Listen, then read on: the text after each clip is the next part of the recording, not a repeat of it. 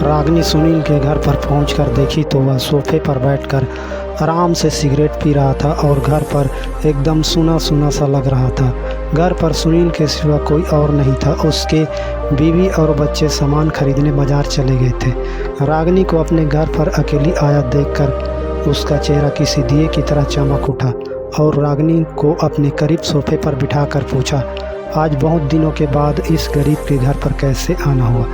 तब वह धीरे से बोली, मुझे कुछ पैसों की ज़रूरत है। आज दिवाली है, इसलिए विकास के लिए पटाखे और कुछ ज़रूरी सामान खरीदना है। उसकी बात सुनकर सुनील ने कहा, मैं तुम लोगों को पहले भी बहुत पैसे दे चुका हूँ, पर आज दिवाली का दिन है, इसलिए मैं आज तुमको उधार में 1 रुपये तक नहीं दूंगा। अगर तुम पैसों के बदले कुछ दोगी तभी मैं पैसे दे सकता हूँ। अगर तुम मुझे कुछ भी नहीं दे सकती तो तुम यहाँ से जा सकती हो। पैसे की जुगाड़ कहीं और कर लेना। सुनील उसकी मजबूरी का फ़ायदा उठाना चाहा। मेरे पास कुछ नहीं है, मैं तुम्हें क्या दे सकती हूँ। तब उसने रागिनी को ललचाई नज़रों से घूर कर कहा, तुम्हारी खूबसूरत जिस्म तो है, तुम मुझे बस एक बार प्यार कर लेने दो, उसके बाद तुम पैसे लेकर चली जाना। यह तुम क्या कह रहे हो? मैं यह सब तुमसे हरगिज़ नहीं कर सकती। मैं इतना घटिया किस्म की औरत नहीं हूँ जो हर मर्द के साथ सोने के लिए तैयार हो। रागिनी गुस्से से कहा। तब सुनील उसे शांत करते हुए बोला, जरा शांत मन से सोचो। सब अपने अपने घरों पर दिवाली मना रहे होंगे और तुम लोग उनको दिवाली की खुशियाँ मनाते हुए तुम सब अपने उदास नज़रों से देखती रह जाओगी। जरा अपने छोटे से देवर के बारे में सोचो। जब वह दूसरे बच्चों को पटाखे जलाते हुए देखेगा तो उसके दिल पर क्या गुजरेगा। वह पटाखे जलाने के लिए तड़प जाएगा और सोचेगा कि मेरे भैया भाभी मेरे लिए एक पटाखा तक खरीद नहीं ला सकते। इसलिए कह रहा हूँ, बस एक बार मेरी बात मान लो और अपने घर जाकर हंसी खुशी से दिवाली मनाओ। सुनील अपने चिकनी चुपड़ी बातों में रागिनी को फंसाने लगा। उसके बाद सुनकर रागिनी को अपने छोटे से मासूम देवर विकास का याद आई। वह सुबह पटाखे और मिठाई के लिए कितना जिद कर रहा था। अपने देवर के हर खुशी को पूरी करने के लिए वह अपने पति को भी धोखा दे सकती थी और उसने फैसला कर लिया कि अब वह सुनील से वह सब करने के लिए तैयार हो गई थी। यह सब जानकर वह खुशी से झूम उठा और वह रागिनी पर किसी भूखे भेड़िए की तरह टूट पड़ा और उसे नोच नोच कर खाने लगा।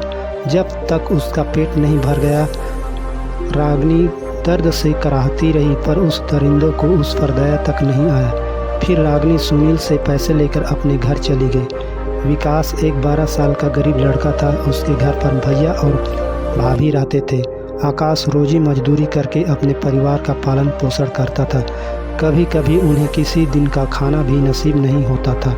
आज दिवाली का दिन था। गांव में पटाखे और मिठाई की दुकानें लगी हुई थी। दुकानों में पटाखे और मिठाई लेने के लिए बहुत भीड़ लगी हुई थी। यह देखकर विकास का भी मन पटाखे और मिठाई लेने का करने लगा। वह धीरे से पटाखे की दुकान पर जाकर धीरे से पटाखे वाले से कहा, भैया मुझे भी एक पटाखे दे दो, मुझे भी पटाखे जलाना है। तो दुकानदार ने विकास से पूछा, पैसे लेकर आए हो? मेरे पास पैसे तो नहीं है, आप बाद में मेरे भैया से पैसे ले लेना। यह सुनकर पटाखे वाले ने उसे डांटते हुए कहा, चल हट यहाँ से, भिखारी कहीं का पता नहीं कहाँ कहाँ से चले आते हैं। इतना कहकर वह पटाखे वाला विकास को वहाँ से भगा दिया। विकास वहाँ से मायूस होकर खाली हाथ वहाँ से लौटकर अपने घर पर आ गया और घर पर आकर अपने भाभी से कहा, भाभी मुझे भी पटाखे दिला दो ना। सब बच्चे को पटाखे जलाते हुए देखकर मेरा भी मन करता है पटाखे जलाने को। फिर उसकी भाभी ने उसे प्यार से कहा, ठीक है, अभी तुम्हारे भैया से कह दूंगी कि शाम को दुकान से तुम्हारे लिए पटाखे और मिठाई ले आने के लिए। अब तुम बाहर जाकर खेलो। यह सुनकर विकास बहुत खुश हो गया और वह खुशी से झूमते हुए बाहर खेलने चला गया। उसके बाद आकाश अपनी पत्नी रागिनी से कहा, विकास को क्यों झूठी तसल्ली दे रही थी?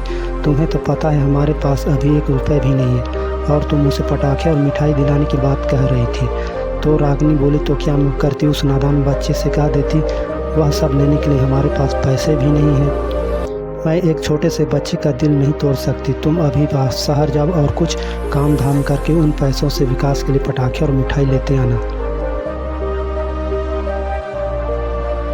उसकी बात सुनकर आकाश काम की तलाश में घर से निकलकर शहर की तरफ चल पड़ा। वह शहर पहुंचकर काम की तलाश करने लगा, पर उसे किसी भी जगह काम नहीं मिला तो वह थक हार कर दोपहर तक अपने घर लौट कर आ गया और मायूस होकर अपनी पत्नी से कहा, मुझे शहर में कोई भी काम नहीं मिला, अब तुम ही बताओ मैं क्या करूं। यह सुनकर रागिनी बहुत बड़ी गहरी सोच में पड़ गई। अब वह दोनों विकास के लिए पटाखे और मिठाई कैसे लाकर विकास को देंगे। फिर रागिनी बोली, तुम हमारे पड़ोसी सुनील के पास जाकर कुछ उधार पैसे मांग कर ले आओ। अरे रागिनी, हम उसके पास से पहले ही बहुत पैसे उधार ले चुके हैं, मुझे नहीं लगता कि अब वह हमें और पैसे उधार देगा। इस बार तुम उसके पास जाकर देखो, कहीं तुम्हें वह पैसे दे देगा तो। आकाश ने रागिनी से कहा। तो रागिनी बोली, आकाश, तुम मुझे उसके पास भेज रहे हो यह जानते हुए भी कि वह बहुत ही घटिया किस्म का इंसान है और वह मुझ पर गंदी नज़र रखता है। मुझे वह बिल्कुल भी पसंद नहीं है, मैं उसके पास कदापि नहीं जाऊंगी। यह सुनकर आकाश रागिनी के सामने गिड़गिड़ा कर कहा, प्लीज़ रागिनी, विकास की खुशी की खातिर एक बार सुनील के पास जाकर उससे पैसे लेकर आ जाओ, उसके बाद हम सुनील से कभी भी पैसे नहीं मांगेंगे। ठीक है, तुम इतना कह रही हो तो मैं आखिरी बार सुनील के पास पैसे लेने के लिए जा रहा हूँ। उसके बाद सुनील के पास उधारी पैसे लेने के लिए उसके घर चली गई।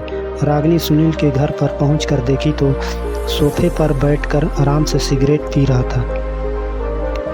फिर रागिनी सुनील से पैसे लेकर अपने घर आ गई। रागिनी ने अपने साथ हुए कुकर्मों के बारे में आकाश को कुछ नहीं बताया। अब विकास भी बहुत खुश था क्योंकि उसे पटाखे और मिठाई मिल चुका था। वह दोनों भाई पटाखे जलाने में मगन थे, पर रागिनी के चेहरे पर कोई खुशी नहीं झलक रही थी। वह अपने आप को एक अपराधी समझने लगी थी। लेकिन उन दोनों भाइयों को खुश देखकर वह अपनी सारी दुख भूलने लगी और उन दोनों की खुशियों में शामिल होने के लिए उनके तरफ चलने लगी। दोस्तों, कहानी अच्छी लगी हो तो वीडियो को लाइक कर देना।